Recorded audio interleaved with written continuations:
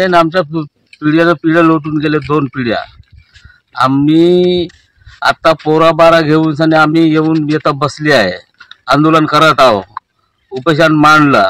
त्याच्यामुळे आता आमचा का आहे का नाही म्हणून आम्ही आता जमिनासाठी आणि आमचा काही मोबदला नाही भेटला म्हणून आम्ही ते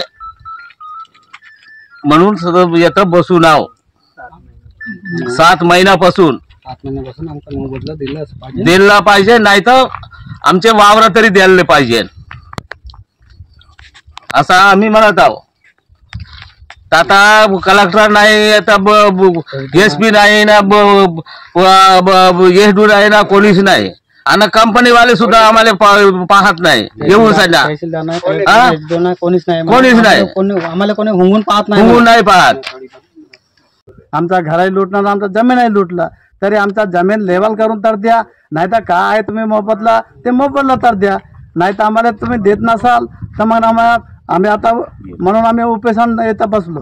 पूर्ण गाड्या बंद केलो होता, तोपर्यंत आम्हाला न्याय भेटत नाही तोपर्यंत आम्ही इथून उठणार नाही। आणि जो आम्हाला पोलीस प्रशासन तो आम्ही उठत नाही म्हणून आम्हाला न्याय तर देऊ दे, नाही तर आम्हाला जेलवर पाठवू दे, तोपर्यंत आम्ही इथून हटणार नाही। कुसुंबी माईन्स म्हणून या ठिकाणी जवळजवळ गेल्या 12 वर्षापासून 18 आदिवासी कुटुंब संघर्ष करीत आहे। यांची जमीन एकतर भूपृष्ठ अधिकार शासनाने मंजूर केला नाही, जमिनीचा मोबदला दिला नाही आणि जमिनी उत्खनन करून ताब्यात आपल्या कंपनीने घेतलेला आहे। आम्ही गेल्या 12 वर्षापासून म्हणतोय की कुसुंबी, नौकारी आणि बांबे जमिनीची मोजणी करा। ज्या कंपनीकडे ज्या अतिरिक्त जमिनी आहे त्याचा जमीन ज्या आदिवासींच्या लुटल्या गेल्या त्या जमिनीचा मोबदला द्या। त्यांच्या 2 पिढ्या बर्बाद झाल्या। ज्या माणिकगड सिमेंट कंपनीचा प्रकल्प गडचांदूर येथे उभा झाला, या माणिकगड आदिवासी गावातील आदिवासीच्या खदानीच्या जमिनीच्या भरोश्यावर हा प्रकल्प उभा झाला, परंतु दुर्दैव आहे या आदिवासी कोलामांचं का एकाही आदिवासी कोलामाला या कंपनीनं नोकरी दिलेली नाही।